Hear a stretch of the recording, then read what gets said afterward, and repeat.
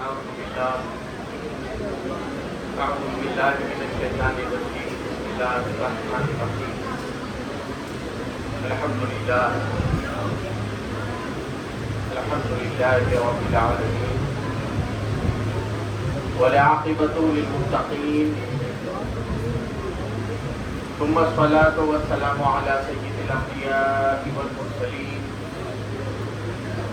وعلى آله الطيبين الطاهرين وأصحابه الغر الميامين ومن تبعهم بإحسان إلى يوم الدين وبعد.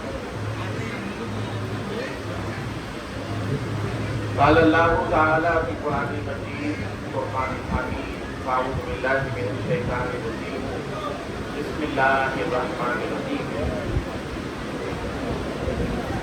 وَإِذْ قَالَ مُوسَى لِفَتَاهُ لَا أَبْرَحُ حَتَّى أَبْلُغَ مَجْمَعَ الْبَحْرَيْنِ أَوْ أَمْضِيَ حُقُبًا فَلَمَّا بَلَغَ مَجْمَعَ بَيْنَهُمَا نَسِيَ حُوتَهُمَا فَاتَّخَذَ سَبِيلَهُ فِي الْبَحْرِ سَرَبًا وَقَالَ فِي مَقَامٍ آخَرَ فوجد عبدا من عبادنا آتيناه رحمة من عندنا وعلمناه من لدنا علما. صدق الله مولانا العظيم وبلغنا رسوله النبي الأمين المكين الكريم الرؤوف الرحيم ونحن على ذلك لمن الشاهدين والشاكرين. وبعد. قال الله تعالى في القرآن المجيد في أحمد حبيبه الكريم أعوذ بالله من الشيطان الرجيم بسم الله الرحمن الرحيم. إن الله وملائكته يصلون على النبي يا أيها الذين آمنوا صلوا عليه وسلموا تسليما. اللهم صل على سيدنا وشفيعنا ونبينا ومولانا محمد وعلى آله وبارك وسلم صلاة وسلام عليك يا رسول الله يا حبيب الله صلی اللہ تعالی علیہ وسلم. السلام علیکم ورحمۃ اللہ تعالی وبرکاتہ. جمیع حاضرین و حاضرات، جمیع ناظرین و ناظرات، کیونکہ یہ بزم تصوف ہے، بزم صوفیاء ہے، مشرب چشت سے آراستہ عشق کے پروانوں کی یہ بزم ہے. ان کی نظر اصغر گونڈوی صاحب کا یہ مجموعہ کلام ایک عارفانہ جو حیثیت رکھتا ہے آپ لوگوں کے سامنے پیش کرنا چاہتا ہوں. دل کے کانوں سے اسے سماعت فرمائیے. اور چونکہ تصوف یہ دراصل کوئی ایک کتابی شے نہیں ہے، یہ عملی شے.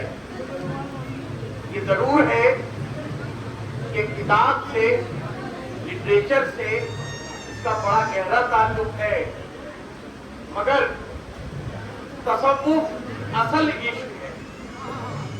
تصوف کی روح جان محبت ہے. تصوف شمع رسالت کا پروانہ. تو یہاں بیٹھے شمع رسالت کے جو پروانے ہیں، شمع بزم چشتیہ کے جو پروانے ہیں، ان کی نظر یہ اصغر گونڈوی صاحب کا مجموعہ کلام. لکھتے ہیں ایک ایسی بھی تجلی آج مائے خانے میں ہے، آج ایسی بھی تجلی مائے خانے میں ہے، لطف پینے میں نہیں بلکہ کھو جانے میں ہے. لطف پینے میں نہیں بلکہ کھو جانے میں ہے. اور معنی آدم کجا صورت آدم کجا. معنی آدم کجا اور صورت آدم کجا. کجا کہتے ہیں کہاں، کہاں معنی آدم اور کہاں صورت آدم. یہ نہا خانے میں تھا، اپنے نہا خانے میں ہے. یہ نہا خانے میں تھا، اب بھی نہا خانے میں ہے، خرمنے بلبل تو پھونکا عشق آتش رنگ نے، خرمنے بلبل تو پھونکا عشق آتش رنگ نے، رنگ کو شعلہ بنا کر کون پروانے میں ہے، رنگ کو شعلہ بنا کر کون پروانے میں ہے، اور جلوائے حسن پرستش گرمی حسن نیاز، جلوائے حسن پرستش گرمی حسن نیاز، ورنہ کچھ کعبے میں رکھا ہے نہ بت خانے میں ہے، ورنہ نہ کچھ کعبے میں رکھا ہے نہ کچھ بت خانے میں ہے۔ اور بڑا قابل غور یہ شعر ہے، رند رند کہتے ہیں کہ فارسی زبان میں رند کے معنی ہے شراب نوش، اور جب اس کو استعارہ استعمال کیا جاتا ہے تو یہاں معنی ہوتے ہیں بادائے توحید کے میں نوش، بادائے توحید اور رسالت کے میں نوش، رند خالی ہاتھ بیٹھے ہیں اڑا کر جزب و گل، رند خالی ہاتھ بیٹھے ہیں اڑا کر جزب و گل، اب نہ کچھ شیشے میں ہے باقی نہ پیمانے میں ہے، اب نہ کچھ شیشے میں ہے باقی نہ پیمانے میں ہے، میں یہ کہتا ہوں کہ فنا کو عطا کر زندگی، میں یہ کہتا ہوں کہ فنا کو عطا کر زندگی، تو کمال زندگی کہتا ہے مر جانے میں ہے۔ ہائے ہائے یہ شعر ہے اظہر گولوی کا شعر، میں کہتا ہوں تو فنا کر، تو عطا کر فنا کو زندگی، میں کہتا ہوں تو عطا کر فنا کو زندگی، تو کمال زندگی کہتا ہے مر جانے میں ہے۔ اور جس پہ بت خانہ تصدق، جس پہ کعبہ بھی مثال، جس پہ بت خانہ تصدق، جس پہ کعبہ بھی نثار، ایک صورت ایسی بھی سنتے ہیں بت خانے میں ہے، ایک صورت بھی ایسی سنتے ہیں بت خانے میں ہے، اور کیا بہارے نقش پا ہے اے نیاز عاشق، کیا بہارے نقش پا ہے اے نیاز عاشقی، لطف سر رکھنے میں کیا ہے سر کے رکھ کے مر جانے میں ہے، لطف سر رکھنے میں کیا ہے سر کے رکھ کے مر جانے میں ہے، اور بے خودی میں دیکھتا ہوں بے نیازی کی ادا، بے خودی میں دیکھتا ہوں بے نیازی کی ادا، کیا فنائے زندگی خود حسن بن جانے میں، کیا فنائے زندگی خود حسن بن جانے میں ہے۔ معزز سامعین و ناظرین حضرات، کیونکہ یہ محفل غرباء، کاملین، واصلین، مقربین، بارگاہ خداوند کے میں نوش بادہ مست کی محفل ہے، اور حضرت نے مجھے اجازت دی کہ میں بحیثیت خادم دربار غریب نواز کا، اور کیونکہ اس تنظیم میں مجھے ایک خدمت کی حاصل ہوئی ہے جو آپ نے مجھے عطا کی ہے، کہ میں جو شریعت کی ضروریات ہیں جسے علم الفرائض کہتے ہیں، جس میں ہمارے ارکان اسلام اور وہ جملہ فرائض جو ہماری روزمرہ کی زندگی سے تعلق رکھتے ہیں، میں اس کو کیا ان کی نوازش ہے، ان کا کرم ہے کہ مجھے انہوں نے کچھ سمجھا، تو میں تمام جملہ جو پڑھنے والے ہیں، جو آنے والے ہیں، آپ سے طالبین ہیں، اپنی قوم خدام خواجہ صاحبزادگان کی خدمت میں علم الفرائض کی ادائیگی انجام دے سکتے، اور انشاءاللہ العزیز علم الفرائض کا مزہ اور دگنا تب ہو جاتا ہے جب پڑھانے والا تصوف شناس، اور کم از کم درجہ اس کا یہ تو ہو کہ تصوف شناس نہ ہو عشق تصوف رکھتا ہو،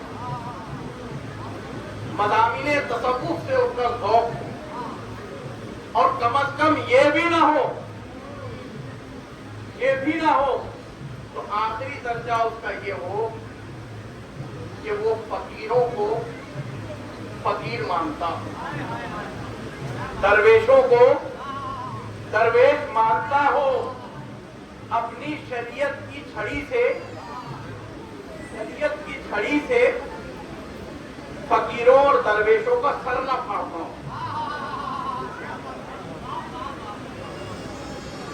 اتنا درجہ تو اس کا ہو، اس لحاظ سے وہ علم الفرائض کی انجام نہیں کر سکتا۔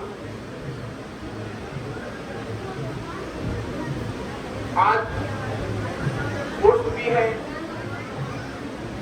حضرت والا سید خواجہ شمس الدین چشتی علیہ رحمہ کا، اللہ تعالیٰ آپ کو غریق رحمت فرمائے اور اپنے حبیب کریم محمد رسول اللہ صلی اللہ علیہ وسلم کی شفاعت کبریٰ عطا فرمائے۔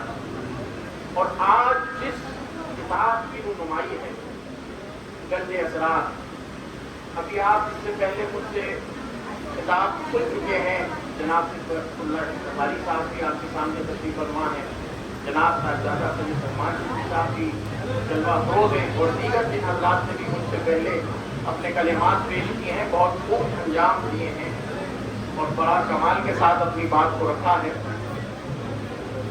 دیکھیے، اپنی بات کو شروع کرنے سے پہلے میں مختصر یہ بتاتا چلوں کہ حضرت خواجہ نظام الدین اولیاء محبوب الہی سلطان جی، جو کہ غریب نواز کی عطا، غریب نواز حبیب اللہ کی عطا، جو حبیب اللہ سے تعلق رکھا وہ محبوب الہی، جس نے حبیب اللہ سے تعلق رکھا وہ محبوب الہی ہوا۔ نظام الدین محبوب الہی اسم کا مسمہ ہے، ورنہ اس در کا ہر شخص، اس در کا ہر غلام، اس در کا ہر فقیر جو نیاز عشق سے سرشار ہے وہ سب محبوب الہی ہے۔ جو بھی اس در سے سرشار ہے، جو بھی ان کا نیاز مند ہے، وہ چاہے جو بھی ہو، سب محبوب الہی۔ سلطان جی رحمت اللہ تعالیٰ علیہ نے بڑا خوب فرمایا ہے، کیونکہ بات آغاز میں شریعت کی ہے، ابتدا ہی انتہا ہے اور انتہا ہی ابتدا ہے۔ یہ کیسے ہے اس کو سمجھیں؟ ابتدا انتہا ہے اور انتہا ابتدا ہے۔ مثال کے طور پہ بہت اس کو آسان کرتا چلوں، جس خاکی عنصری سے، جس جسد خاکی سے ہمیں اللہ تبارک و تعالی نے بنایا ہے، یہ جو شکل، یہ صورت، یہ حیت اور یہ شکل و شباہت کے ساتھ ہم یہاں بیٹھے ہیں، سب کو اللہ تبارک و تعالی نے الگ الگ شکل عطا فرمائی، اور وہ احسن الخالقین، خلق کرنا انسان کی بھی صفت ہے۔ اللہ تبارک و تعالیٰ کی عطا سے خلق انسان بھی کرتا ہے۔ اس نے پانی کی بوتل بھی بنا دی، اس نے فون بھی بنا دیا، اس نے راکٹ بھی بنا دیا، اس نے طیارہ بھی بنا دیا، اس نے وہ سارے انکشافات کر دیے جو محیر العقول ہیں، عقل میں نہیں سما سکتے۔ مگر اللہ احسن الخالقین ہے۔ وہ کیسے ہے کہ جو خلقت بندہ کرتا ہے وہ اتنی عجیب اور خوبصورت ہے، تو اب سمجھو جس نے بندے کو خلق کیا، جس نے صورت آدم دی اور خلق کو پرواز دی اور دل سوز و مستر دیا، وہ احسن الخالقین ہے۔ اب میں جہاں رکا تھا اس بات کو لے کے چلتا ہوں۔ ابتدا ہماری جسد ہے، یہ روح ہے، جس سے اللہ نے کہا تھا لستُ بربکم، کہ میں تمہارا رب نہیں، یہ عہد جب آسمان میں ہوا تھا، جب یہ کائنات نہیں بنی تھی، تب اصل اس کی روح تھی. کیونکہ روح محتاج ہے جسم کی کہ وہ بول سکے. نطق انسانی روح نہیں رکھتی، روح نطق ربانی رکھتی ہے. نطق انسانی کے لیے جس میں خاکی کی ضرورت ہے. تو اللہ تبارک و تعالی نے وحشی جانوروں کو بھی بنا دیا، درختوں کو بھی بنا دیا. ابھی آپ نے کہا نباتات بھی ہیں، جمادات بھی ہیں، پھر حیوانات. پہلے جمادات، پھر نباتات، پھر حیوانات.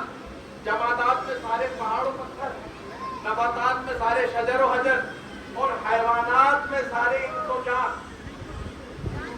اس میں وحشی جانور بھی ہے. احسن الخالقین اس لیے ہے کہ آدم کو جو صورت عطا کری سب سے بڑھ کر صورت عطا کری. تو اللہ تبارک و تعالیٰ نے روح کو اصل رکھا، اور یہی روح اس منزل دنیا کی ابتدا کرتی ہے.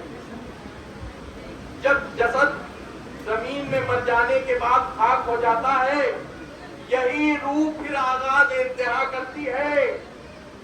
یہی روح انتہا کو پہنچتی ہے. تو ابتدا سے انتہا تک، اور پھر جو انتہا کو پہنچ کر روح سوال و جواب سے کامیاب ہو جاتی ہے، تو جسم جو ہے پھر گلزارے کھلے گلزار ہوتا ہے، قبر میں آرام فرما ہوتا ہے. اس کو آرام ملتا ہے، اس کو ٹھنڈی راحتیں ملتی ہیں. اور وہ روح اگر ناکام ہو گئی جواب دینے میں تو اس کو درد ملتا ہے. یہ ابتدا سے انتہا کا سفر ہے، وہی انتہا اس ابتدا کو سفر کا. یہاں میں تمام معزز سامعین اور ناظرین حضرات کو ایک بات یہ کہنا چاہتا ہوں. حضرت سلطان کی محبوب الہی نظام الدین اولیاء نے بہت خوبصورت بات واجب شریف میں کہی ہے. شریعت سے آگے منزل ہے معرفت کی طریقت، اور طریقت سے آگے جو منزل ہے وہ حقیقت کی ہے. اور حقیقت بے حد ہے، لا حد ہے. حقیقت کا غفار کبھی بھی سیراب نہیں ہو سکتا، چاہے وہ دریا کا دریا معرفت کا بھی جائے. اب بہت خوبصورت بات، چونکہ شریعت کی بات ہے، اور شریعت کا کتنی اہم کسوٹی ہے معرفت و طریقت و حقیقت تک پہنچانے میں، واصل بنانے میں، اللہ والا بنانے میں، اللہ کا ولی بنانے میں. وہ شریعت کے لیے کتنا خوبصورت جملہ سلطان جی نے فرمایا. آپ نے فرمایا حقیقت سے کوئی واصل، کوئی سالک اگر گر جائے کسی گمراہی کی وجہ سے، خطا کی وجہ سے، اللہ اسے سزا دے دے، تو حقیقت کی منزل سے طریقت کی منزل پہ آ جاتا ہے، معرفت کی منزل پہ آ جاتا ہے. معرفت میں کوئی خطا ہو گئی تو طریقت کے منزل میں اتر جائے گا. حقیقت سے معرفت کو اتار دیا کیونکہ خطا ہو گئی، معرفت سے طریقت میں اتار دیا کیونکہ خطا ہو گئی. اب طریقت سے اترا تو شریعت میں آئے گا. میں اوپر سے نیچے آ رہا ہوں، نیچے سے اوپر نہیں جا رہا. اب شریعت میں خطا ہو گئی تو آخری درجہ جہنم ہے. اتنی خوبصورت بات کہی ہے.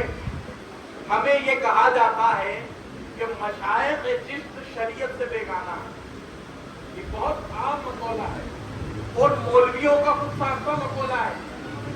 جنہوں نے کلمہ توحید ان سے پڑھا ہو، کلمہ رسالت ان سے پڑھا ہو، اور انہی کو شریعت کی بات پر اٹھایا جاتا ہے. یہ کہا جاتا ہے کہ مشائخ چشت شریعت کے پابند نہیں.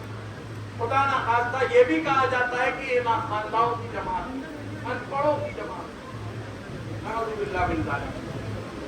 تو میں یہاں یہ محبوب الہی کا جو مقولہ پیش کیا ہے، یہ وجوب پیدا کرنے کے لیے کیا ہے کہ مشائخ چشت پہلے درجے میں اس دنیا کے سب سے ازبر علماء ہوتے ہیں، علم شرع کے پابند ہوتے ہیں، علم کی تمام ظاہری کسوٹیوں کو پار کر چکے ہوتے ہیں، چاہے وہ فن تفسیر ہو، حدیث ہو، فقہ ہو، منطق ہو، فلسفہ ہو یا پھر علم ناصر، تمام وہ جو علوم اسلامیہ کہلاتے ہیں ان کی ظاہری نظر و فراز سے گزر چکے ہوتے ہیں۔ پھر اس کے بعد منزل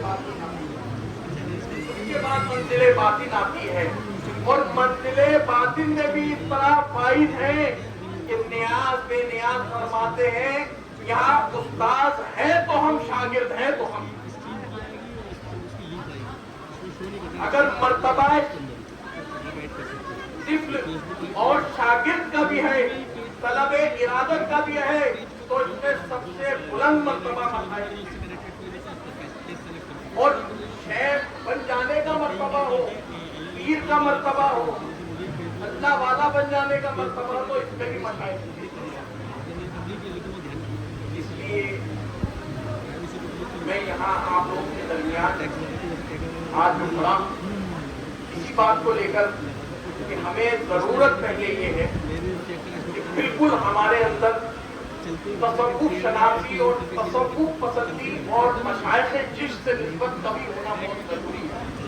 آج جو ادارے کھلے ہوئے ہیں پورے ہندوستان میں، برصغیر میں، ان اداروں میں مشائخ چشت کو کجا تصوف ہی نہیں پڑھایا جاتا ہے، تصوف کی کوئی ابتدائی کتاب ہی داخل نہیں، اور ہونا یہی ہے کہ جب پیدا ایسے ہوتے ہیں جن کی نظریں تنگ ہیں، جو تشدد پسند ہیں، جو فرقہ واریت کرتے ہیں، تو پھر اس میں کون سی بڑی بات ہے؟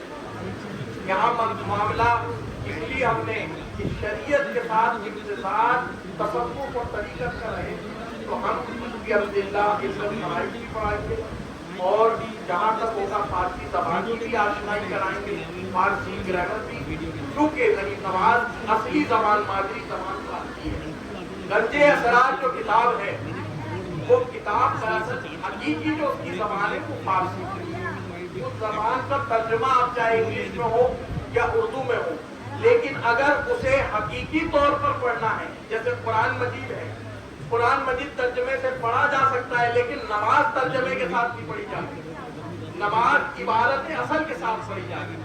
جسے نماز عشق پڑھنی ہے اسے فارسی زبان سیکھنی ہے، اور فارسی زبان غریب نواز کی مادری زبان ہے، اور غریب نواز کی مادری زبان کا ہم پر یہ فرض ہے کہ ہم اس زبان کو اپنی مادری زبان سمجھیں اور ہمیں فارسی زبان سیکھیں۔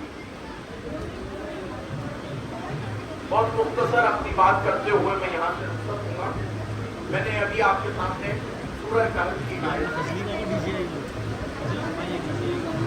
اللہ تبارک و تعالیٰ نے قرآن مجید میں ارشاد فرمایا کہ جب موسیٰ نے اپنے دوست سے، اپنے یار سے، اپنے رشتہ دار سے، اپنے قرابت دار سے یہ کہا، وہ وہاں مذکور مفسرین نے یوشع بن نون کو کہا، حضرت موسیٰ علیہ السلام کے بھائی یوشع بن نون سے جب حضرت موسیٰ کلیم اللہ نے جب کہا علیہ السلام کہ ہم مجمع البحرین کی تلاش میں نکلے، میں اس کی تفسیر میں نہیں جاؤں گا، بہت غور سے سننے کا مقام اور یہی میرے اس کا کلام پتا، مجمع البحرین پر تفسیر نہیں ہوگی، نہ اس مچھلی پہ تفسیر ہو گئی جو مر گئی پھر زندہ ہو گئی، نہ اس مچھلی پہ تفسیر ہوگی جو موسیٰ نے رکھی پکا کر مر گئی پھر زندہ ہو گئی، نہ اس پہ تفسیر ہوگی، نہ اس پہ تفسیر ہوگی کہ مجمع البحرین پہ کون مسلح بچھا کر بیٹھا، اور نہ یہاں یہ بات ہوگی کہ موسیٰ کو جو تلاشے خضر، مگر ایک مقام جو باریک نقطہ رکھتا ہے، تعلق رکھتا ہے اور تصوف شناس لوگوں کے لیے بڑا بھاری ہے۔ اللہ تبارک و تعالیٰ نے موسیٰ کو کیوں کہا کہ طالب ارادت بنو خضر کے؟ موسیٰ 5 جلیل القدر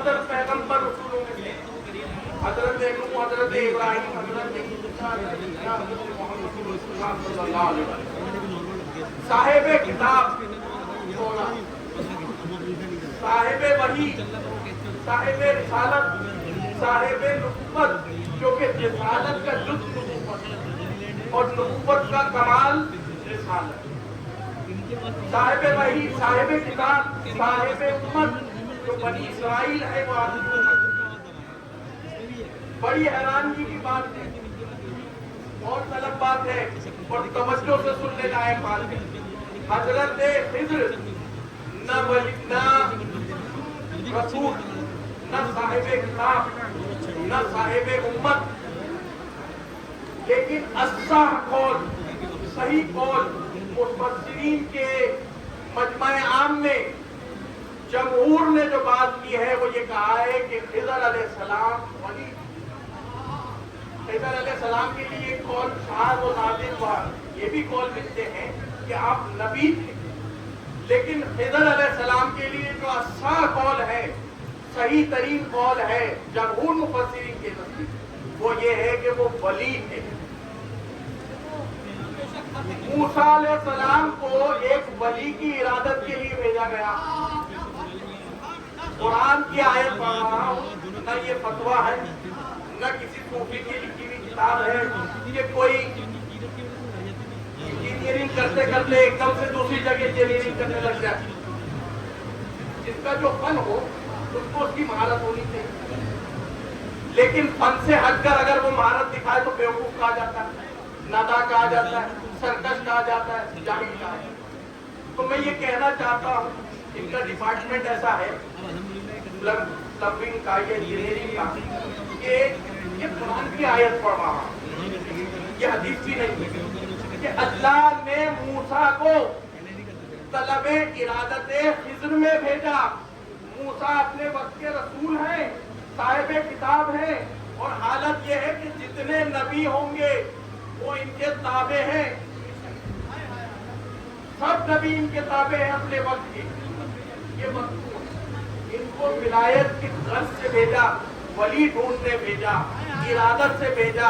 بڑا باریک نقطہ آ رہا ہے، اگر اللہ تبارک و تعالی ولی کو کہتا نبی کو یا رسول کو ڈھونڈو، اس کی تلاش کرو، تو بہت ایسا ہوتا کہ کہیں انجینئرنگ شروع ہو جاتی، بہت جگہ ایسا ہوتا کہ لوگ عمل و دخل اپنے خرد کا اپنی عقل کا شروع کرتے کہ ولی نے نبی کو ڈھونڈا، رسول کو ڈھونڈا، اس کی طلب میں نکلے، اس کی ارادت میں نکلے، کوئی نئی بات نہیں ہے۔ ہر بندہ نبی اور رسول کی تلاش میں نکلتا ہے تاکہ اللہ کی ہدایت پائے۔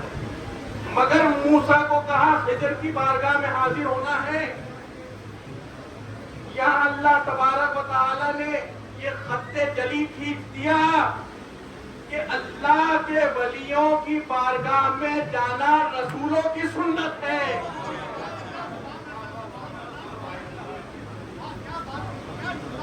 اللہ کی بارگاہ سے مستفید ہونا، شراب ہدایت پینا، ان میں خانوں میں آنا موسیٰ کی سنت ہے۔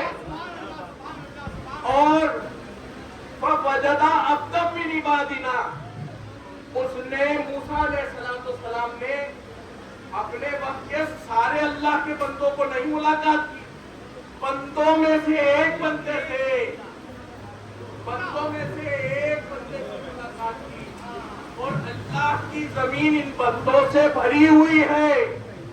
موسیٰ علیہ السلام کی جستجو بتاتی ہے کہ خانقاہوں میں، میخانوں میں، مرشدوں کے پاس جانا، پیروں سے وابستگی رکھنا، ان سے طلب ارادت حاصل کرنا، تزکیہ نفس و تزکیہ قلب کرنا ایک ولی کا کام نہیں، نبی کی سنت ہے، رسول کی سنت ہے۔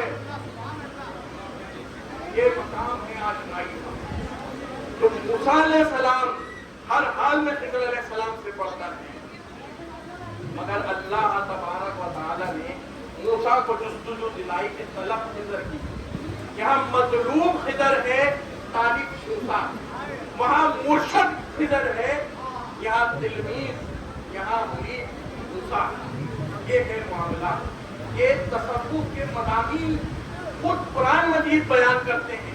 اگر ان قرآن کی آیتوں کو میں نے جیسے شروع میں کہا تصوف شناس سے پڑھا جائے یا کم از کم ان لوگوں سے پڑھا جائے جو خانقاہ سے وابستہ ہو اور علم دین رکھتے ہو. بس اس بات سے اپنی بات ختم کروں گا جو ایک بہت بڑا مقام آ رہا ہے اس آیت سے متعلق. وہ آیت میں مذکور نہیں ہے. تمام طلاب یہاں بیٹھے ہیں ماشاءاللہ حضرت کی پرورش اور حضرت کی ارادت سے آپ حضرات کو بہت کچھ جو چیز سے آپ کو جہالت کی وہ علم کی طرح جو چیز منکرات تھی آپ نے دین کے اندر قدم رکھا اور دین کو سمجھ اور اس کی فہم اور اس کا ادراک اور تصوف پسندی اور بالخصوص خواجہ غریب نواز حبیب اللہ رضی اللہ تعالیٰ عنہ کی محبت دل میں جاتی اور دل میں محبت جب جگے تو عمل درکار ہے. عمل علم کا متقاضی ہے. اب بہت خاص بات اس آیت کریمہ کے حوالے سے کر رہا ہوں اس کے بعد ختم مختصر آئندہ نشستوں میں اس کی تفسیر ہو. حضرت موسیٰ علیہ السلام کو کیوں یہ نوبت آئی کہ وہ خضر سے ملنے جائیں؟ کبھی تو کوئی پس منظر ہوگا, کبھی تو کوئی شان نزول ہوگا, اس کے لیے بھی تو کوئی بات مفسرین نے لکھی ہوگی. صحیح بخاری و مسلم کی حدیث ہے, صحیح حدیث متفق علیہ.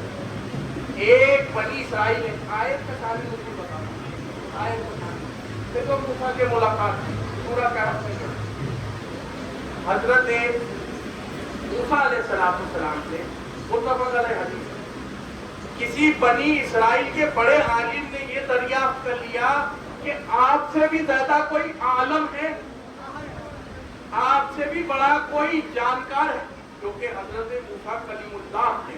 حضرت موسیٰ پر وحی ہوتی جو بات کرتے تھے کہ سب رسولوں کے لیے کہ جب بات کرتے تو وحی الہی سے کرتے اور ایسی زبردست علم کے حامل تھے, ایسے زبردست جلیل القدر عالم تھے, یعنی عالم ما کان و ما یکون, عالم ظاہر و باطن. اتنے بڑے رسول تھے کہ بڑے بڑے رسولوں کا مرتبہ اور ان کے مقابلے میں نہیں آتا. حضرت موسیٰ علیہ السلام آپ دیکھیں ایک بنی اسرائیل کے عالم نے حضرت موسیٰ سے یہ بات کر لی کہ آپ سب سے زیادہ جاننے والے. میں ایک بہت یہاں کا فقیر ہونے کے ناطے ایک بہت ادنا سی بات کرنے لگا ہوں, جسارت کرنے لگا ہوں. اگر ولیوں کے دربار میں کوئی مولوی آ کے یہ پوچھ لے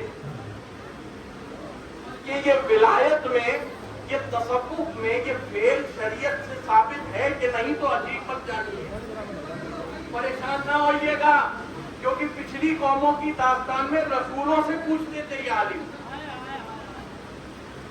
یہ ظاہر پرست ظاہر دین یہ رسولوں سے سوال کرتے تھے کہ آپ سے بھی بڑا کوئی جانکار ہے, جبکہ بات تو یہ ہے کہ آمنا وصدقنا, ہم نے ایمان لائے اور ہم نے تصدیق. حضرت موسیٰ علیہ السلام نے فرما دیا نہیں, یہ مقام ضروری سمجھتے. حضرت موسیٰ علیہ السلام نے فرمایا نہیں, مجھ سے بڑھ کر کوئی اس وقت عالم نہیں. عالم اس میں تفصیل ہے, سب سے بڑا جانکار, عالم سے بڑا عالم, عالم سے بڑھ کر کوئی اوپر نہیں. اللہ تبارک و تعالیٰ نے اسی حدیث قدسی میں اللہ تبارک و تعالیٰ نے فرمایا موسیٰ یہ بات تو ٹھیک ہے کہ تم نے اپنی قوم کے عالم سے یہ کہہ دیا کہ تم سب سے زیادہ جانکار ہو, مگر کیا خوب ہوتا وہ نسبت تم ہماری طرف کرتے. اللہ کی صفت علیم ہے. کیا رسول مرتبہ رسالت پر فائز ہو کر صفات اور ذات کا علم نہیں رکھتے؟ معاذ اللہ, ایسا نہیں, ایسا کہنا بھی کفر ہے. صفات و ذات کا علم تو اس مقام کا ادنا ولی بھی رکھتا ہے. ذات و صفات کا علم کیا اللہ کی صفت جلیلہ علیم نہیں ہے جو موسیٰ کو نہیں معلوم؟ مقام میں ارشاد تھا, یہاں جب ہدایت دینی ہوتی ہے تو اللہ تبارک و تعالیٰ کیا مگڑی کیا چھوٹی اور کیا رسول سب سے کام لے لے. یہ مقام ارشاد تھا, یہاں قوموں کو تبلیغ کرنی تھی, یہ بات پہنچانی تھی کہ بڑے بڑے دستار اور جبے والے، بڑی داڑھیوں والے جن کی ناک تک داڑھیاں ہیں، اور بڑے صاحب انواع ہوں گے، لوح قلم اٹھائے ہوئے، بڑی بڑی تفسیر جاننے والے، وہ جب عالم کہے تو پریشان مت ہونا کہ موسیٰ علیہ السلام سے جب پوچھا کہ عالم کون ہے تو آپ نے فرمایا میں ہوں. اور جب نبی سے کوئی بات صحیح کے خلاف بولا جائے، غلط نہیں، صحیح کے خلاف، صحیح کے خلاف اگر کوئی رسول و نبی سے بات ہو تو اسے زلت کہتے ہیں، لرزش. اور یہ لرزش ہی آدم کی ہدایت کا شومر ہے. یہی تو لرزش ہے. اگر یہ لرزش نہ ہوتی تو خضر کہاں ہوتے؟ اگر یہ لرزش نہ ہوتی تو موسیٰ کہاں جاتے؟ اگر یہ لرزش نہ ہوتی تو وہ مچھی مری ہوئی زندہ کیسے ہوتی؟ اگر یہ لرزش نہ ہوتی تو مجمع بحرین کا ہوتا، اور یہ لرزش نہ ہوتی تو میخانے آباد کا ہوتے. موسیٰ نے لرزش میں بھی ہدایت عطا کی ہے. یہ ہے مقام نبوت، یہ ہے مقام ولایت، کہ ان سے لرزش میں بھی ہدایت ملتی ہے. لرزش میں بھی یہ ہدایت عطا کرتے ہیں، اور ایسی ہدایت عطا کرتے ہیں کہ ایک نسل کا آدمی نہیں، پوری کائنات ہدایت عطا کرتے ہیں، پوری کائنات ہدایت عطا کرتے ہیں.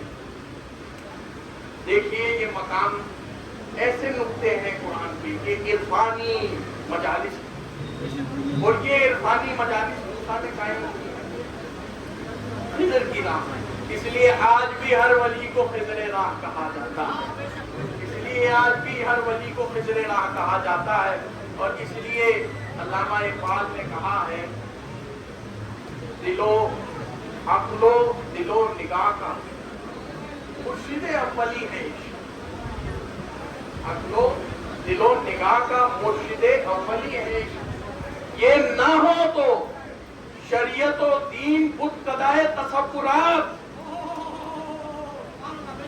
اس سے بھی بڑھ کر کوئی شعر کہے گا اس مقام پر آ کر؟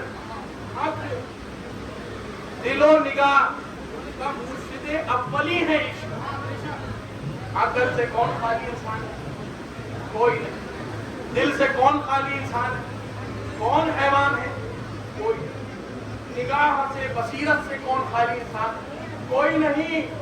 اس عقل کا بھی، اس دل کا بھی، اور اس نگاہ کا بھی مرشد اولی ہے عشق. عشق ہی نہ ہو تو شریعت و دین بت قدائے تصورات. بت قدائے تصورات کو سمجھنا ہے. ظاہر کے لات منات حبل کو توڑنا، عزا کو توڑنا، یہ بت قدائے حقیقت ہے. یہ ظاہری بت قدے ہیں، یہ ظاہری بت قدے ہیں. باطن کے جو بت قدے تصورات کے ہیں، مرشد عشق کو بناؤ گے تب ٹوٹیں گے. مرشد عقل نہیں بنے گی. عقل رہنمائی میں دلیل پیش کر سکتی ہے، رہنمائی کا ہم سفر بن سکتی ہے، راہ راست پہ چلنے کے لیے دلیلیں فراہم کر سکتی ہے. دل اس کی گواہی دیتا ہے کہ یہ صحیح ہے، اور نگاہ جانچتی ہے، پڑتالتی ہے. اس لیے علم الیقین، حق الیقین، عین الیقین جو کہا گیا ہے، یہ اس لیے کہا گیا ہے. دل جانچتا ہے، پڑتالتا ہے، دلیلیں پیش کرتا ہے، دل گواہی دیتا ہے، نگاہ دیکھتی ہے. لیکن ان سب کا مرتبہ عشق سے کم ہے. عشق ان سب کا مرشد اولی ہے.